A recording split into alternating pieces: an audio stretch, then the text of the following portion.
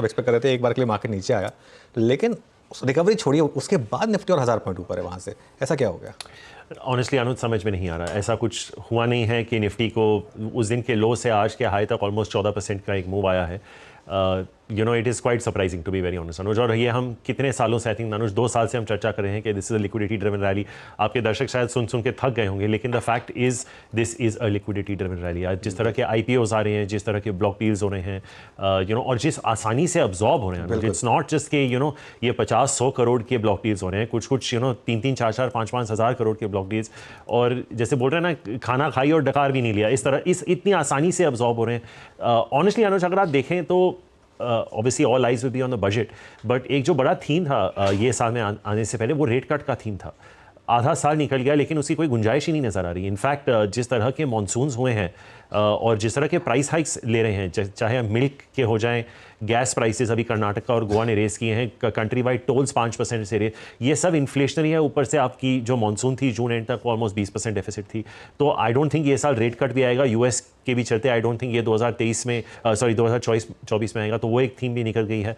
तो I am not sure barring liquidity what you can ascribe this to be very honest, because एक तरफ से देखा जाए अनुज तो एक थोड़ा डिस्कंसर्टिंग नैरेटिव बन रहा है, क्योंकि जो प्रधानमंत्री के पिछले दो टर्म्स थे और उससे पहले, if I take you back to the period between 2009 and 14, एक तरफ से अब आप देखिए महाराष्ट्र में free electricity, water, power, you know कुछ स्टेट्स में PM किसान योजना बढ़ाया जा रहा है। तो this is becoming very populist. अब इसके चलते बैंक निफ्टी का री रेट होना थोड़ा मुश्किल है, राइट? क्योंकि फिर आप यू नो NPS वगैरह की बात करेंगे, वेवर्स की बात करेंगे, तो अगर 40% of the index doesn't participate, और ऐसा नहीं है अनुज के वैल्यूएशन सस्ते हैं, हमारी चर्चा SBI पे हुई है काफ़ी पिछले 1-1.5 साल में। SBI is also at 1.7 times price to book now. तो आज की डेट में अगर आप पैसा डालें, हो सकता है पैसा बने, बट वैल्यूएशन कॉल लेना बहुत मुश्किल हो गया अनुज, टू बी वेरी ऑनेस्ट। तो इसमें आप क्या कहेंगे कि रिस्क ज्यादा बढ़ गया है अगर कोई नया पैसा लगा भी रहा है तो? I think so, Archita ji. I think the risk is very high. Risk was high at 22,000 also. It is high. It is higher right now.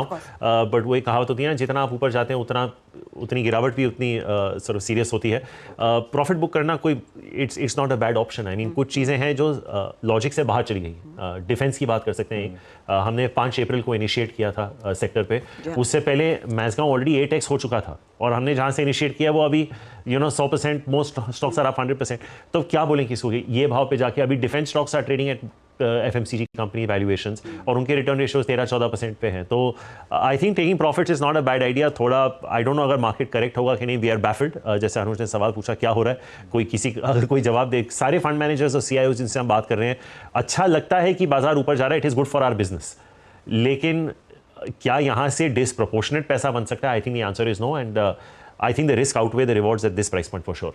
Okay Rahul, एक स्पेस जिसने बहुत अच्छा किया है वो है मार्केट पार्टिसिपेंट स्टॉक्स, चाहे वो एंजल ब्रोकिंग हो, चाहे वो CDSL हो, चाहे वो BSE हो, इन सब ने बहुत शानदार आउट परफॉर्म किया है।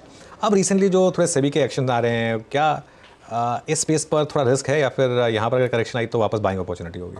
देखिए अनुज, ये सारे डेरिवेटिव बिजनेसेस हैं, राइट? इसेंशियली क्या होता है, हम म्यूचुअल फंड्स में पैसा लगाते हैं, म्यूचुअल फंड्स वो बाजार में पैसा लगाते हैं, it is a vicious circle, और आप एक्सचेंजेस पे इसको ट्रेड करते हैं, आप ब्रोकर्स के थ्रू करते हैं तो हमारा रेवेन्यू बनता है, आप एक्सचेंजेस के थ्रू करते हैं उनका रेवेन्यू बनता है। It is a full ecosystem. तो you can not say I am bullish on one part of capital markets and bearish on the other. If you are bullish across the board, you are even bullish on broking companies and so on and so forth. जिस तरह की SIP flows आ रहे हैं अनुज, और जिस तरह से रुकावट की कोई यू नो अनुज, सबसे, और मैं आपका स्पेसिफिक क्वेश्चन का आंसर दूंगा, सबसे इंटरेस्टिंग बात ये अनुज कि अगर हम ये चर्चा 3 साल पहले कर रहे होते, 3 युद्ध हो चुके हैं, highest ever interest rates in the US, mortgage rate 7.5%, home sale record टूट रहे हैं, यू नो इंडिया में जो इनकम्बेंट गवर्नमेंट थी वो did not come back with the majority. इतना सब कुछ हो गया लेकिन बाजार नहीं टूट रहा है, तो लोग कह रहे हैं कि इतना नहीं टूटा तो अब क्यों टूटेगा? That is the worrisome part. तो अगर ये स्थिति है तो why not stick to capital market place, अगर आपको करेक्शन मिले, क्योंकि जिस आपने एंजल की बात की, आप देख लीजिए 3-4 साल पहले, even before it listed to now DRHP से, जिस तरह के सब्सक्राइबर एडिशंस हुए हैं, जिस तरह के डीमैट ओपनिंग्स हुए हैं, जिस तरह आई कैन स्पीक, हालांकि my numbers are not public, but the kind of year we had in FY24 was a remarkable year, and I think अगर मेरा ये साल हुआ है तो you know what would the Kotak etc of the world have done. तो अगर market गिरा नहीं, it's a great place to be. Okay, क्या मार्केट प्राइसिंग करने की कोशिश कर रहा है? मतलब पूरे IT पैक में जिस तरीके से ये स्टॉक भागा, इन्फोसिस आई थिंक 1 महीने में 15-16% भाग चुका है, क्या मार्केट प्राइसिंग करने की कोशिश कर रहा है, और क्या वाकई में कुछ टर्न आने के चांसेस हैं IT में? आई थिंक सबसे इंपॉर्टेंट बात यह है अनुज कि जो यूएस का कंज्यूमर है काफ़ी रेजिलिएंट रहा है। जो रिसेशन की काफ़ी चर्चा हुई है पिछले 12-18 महीने में वो आई नहीं है। टीसीवी नंबर्स आप सारे देख लें, they are running at pretty much record levels. I think कुछ कंपनीज के ऑल टाइम हाई हैं, कुछ सेकंड ऑल टाइम हाई, कुछ थर्ड ऑल टाइम हाई। तो अब ये रेवेन्यू में कब तब्दील होंगे ये देखना है कि they are not any different from जो ऑर्डर बुकिंग टू रेवेन्यू की कन्वर्जन की हम बात करते हैं, that should not be delayed. एक ये था अनुज के दिस सेक्टर अगर आप लॉकडाउन का जो पहला 18 महीना हटा दें, this has been a rank underperformer you know after the first 18 months. अगर आप एग्रीगेट में देखें तो एक तरह से एक वैल्यूएशन कंफर्ट थोड़ा बहुत जो हम बोलते हैं, because there is very high free cash flow yield and very high dividend yield. तो अगर आप ये स्टॉक्स को खरीद रहे हैं, apart from whatever price appreciation you get, ये आपको दो चीज़ें मिल जाती हैं। लेकिन जो हमारा व्यू रहा है अनुज अगले 2 साल में FY25 और 26 में इनकी जो सेल्स, एबिटा और पैट ग्रोथ है ये तीनों सिंगल डिजिट्स में होंगी। ये एक ही चीज़ हो सकती है अनुज कि इनका मार्जिन एक्सपेंशन जो है थोड़ा अगर ज़्यादा हो गया तो ऑपरेटिंग प्रॉफिट ग्रोथ ज़्यादा हो सकती है। लेकिन these are not cheap stocks compare to their history. I think अगर आप सारे देख लें इंक्लूडिंग टेक महिंद्रा, क्योंकि टेक महिंद्रा में सबसे ज़्यादा मार्जिन एक्सपेंशन की बात हो रही है, ये सारे 20 से 25 टाइम पे एनीवे जा रहे हैं। कुछ एक आध होंगे जो 17-18 टाइम पे जा रहे हैं। तो they are not cheap, but sector rotation हो सकता है। क्योंकि जो मैंने अभी चर्चा की कि अगर ये फ्रीबीज वगैरह की बात हो तो अगर आपको बैंक से सेक्टर रोटेशन करना है तो कुछ महीने पहले एफएमसीजी में एक उछाल आ चुका था, थोड़ा बहुत हमने उछाल फार्मा में भी देखा था। तो I thought it is not a bad place to be parked into IT, it is a relatively safe trade. But Accenture के जो रिजल्ट्स आए थे recently Anuj, reading between the lines ऐसा कुछ लग के ऐसा नहीं लग रहा था कि इसमें कुछ बहुत you know out of the ordinary positive आ सकता है। लेकिन हाँ, ये मैं मानता हूं कि ऑर्डर बुकिंग्स ठीक ठाक है, लेकिन इनको मुझे लगता है कि रेवेन्यू में तब्दील होना थोड़ा वक्त हो सकता है। It's a short term trade Anuj, I don't think you know we can make a structural case for IT. Same with mature consumer business Anuj, I don't think ये सारे जो ग्रोथ्स हैं ये आपको 5-10% से ज़्यादा ग्रोथ देंगे। उस पर अभी आप अस्क्राइब कर दीजिए आपको क्या वैल्यूएशन देनी है। If you made a good 15-20% in Infosys, I don't think it's a bad place to be exiting. Cement कंपनियां और जो इस समय अदानी वर्सेस बिरला की आप कह सकते हैं जंग नहीं कहूंगी, लेकिन कंपटीशन क्लियरली बढ़ता दिखाई दे रहा है। यहाँ पर शेयर होल्डर्स के लिए आगे और क्या निकलेगा? क्योंकि इंडिया सीमेंट में अभी भी कंफ्यूजन है कि ओपन ऑफर आएगा नहीं आएगा। आज सुबह में वो रिपोर्ट में पढ़ रही थी कि शायद ओरिएंट सीमेंट के लिए बिरलाज एक बार फिर कोशिश करते हैं कि परिवार वालों को ही अपने साथ जोड़ लिया जाए। Extremely bullish on this sector. I think this would be one of our top sector calls for the next 12 months. आप देखिए जब प्रधानमंत्री ने ऑफिस लिया था तीसरी बार, the first order he signed was for houses. तो I think हमारा जो व्यू है 8 से 10% का सीमेंट ग्रोथ हम लेके चलेंगे। आप ये भी जहन में लेके चलिए हर्षदा जी कि last year because it was a pre election year, NHAI की इतनी ऑर्डरिंग हुई नहीं थी, तो रोड्स के जो प्रोजेक्ट्स है वो they were not entirely awarded as per plan. A lot of infra and construction projects will pick up now post the monsoon as well, now that the main election is out of the way. तो अगर आप crude, coking coal, iron और pet coke देखें, cost are by and large stable. तो आपको EBITDA पर ton में उछाल देखने को मिलेगा। 8 से 10% की अगर वॉल्यूम ग्रोथ आ गई, I think cement companies will get back to pricing power on the other side. ये हो सकता है कि Q3, Q4 में आपको पूरा जो एबिटा पर टन है सीमेंट कंपनीज का, जो लीडर्स हैं वो 1000 से 1500 के बीच में आप लेके चल सकते हैं। ACC, Ambuja, UltraTech, Shri, India cements.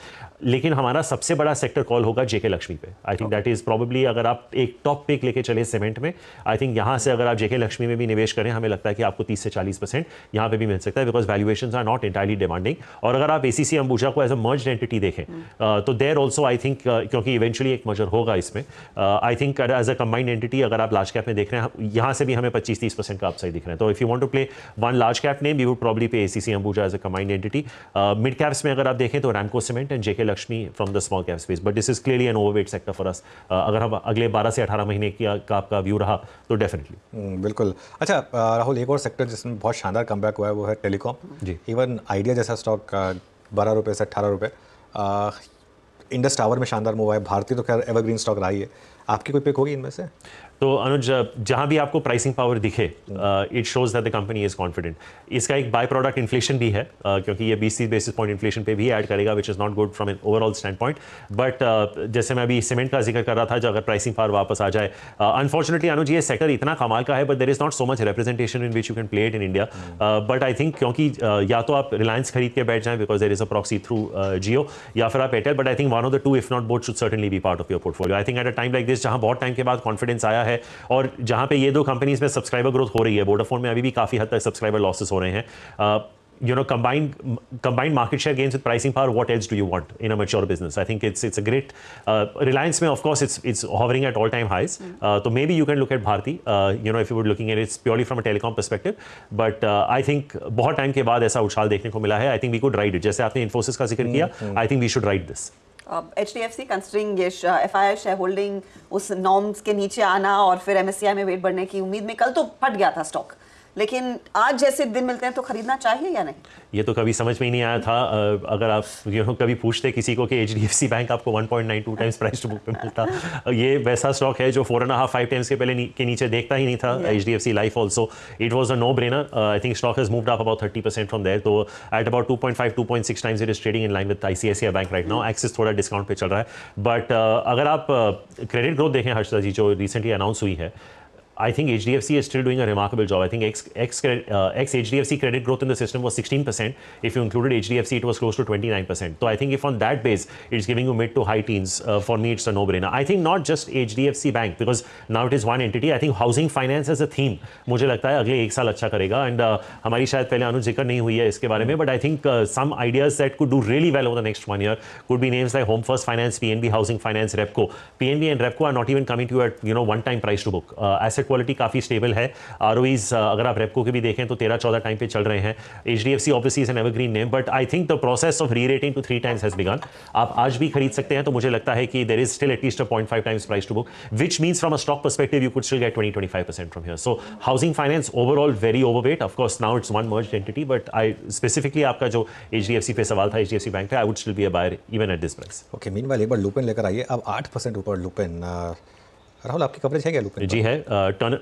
अनुज ये कुछ बिजनेसेस ऐसे हैं जो इतने खराब वक्त से गुजर चुके हैं. ये सब टर्न अराउंड है, और जब टर्न अराउंड होता है तो कुछ कुछ कहना नहीं है कि ये कहाँ रुक सकते हैं. एंड हालांकि ये एप्पल टू एप्पल कंपैरिजन नहीं है, बट 2020 में आपकी और मेरी काफ़ी चर्चा हुई थी ये न्यू एज स्टॉक्स को लेकर. जोमेटो, पेटीएम वगैरह, जब ये टूटे थे तो कैसे टूटे थे, पर जहाँ से वो टर्न होकर फिर उन्होंने रैली किया था, फिर then there is not saying where it is. और ऐसे बहुत सारे नाम हैं. Even in real estate DLF का हम जिक्र कर सकते हैं.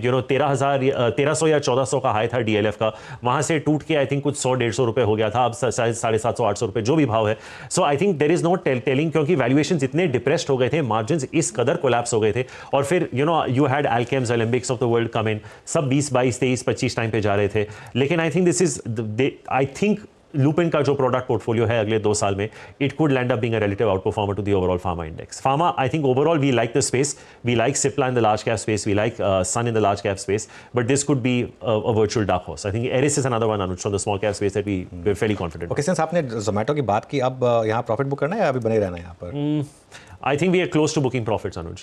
I think 40 का stock, I think, what is it right now? 180, 190? Yeah, so I think we can certainly look at booking some profits, Anuj. I think most triggers are out of the way in the short to medium term. तो थोड़ा profit अगर आपने I think अनुज ये journey में जहां भी आपने जोमेटो में पैसा लगाया होगा आपका बना होगा. You need not have caught the bottom. Not a bad place to book profits. Okay Rahul, बहुत बहुत शुक्रिया आज हमारे साथ बात करने के लिए.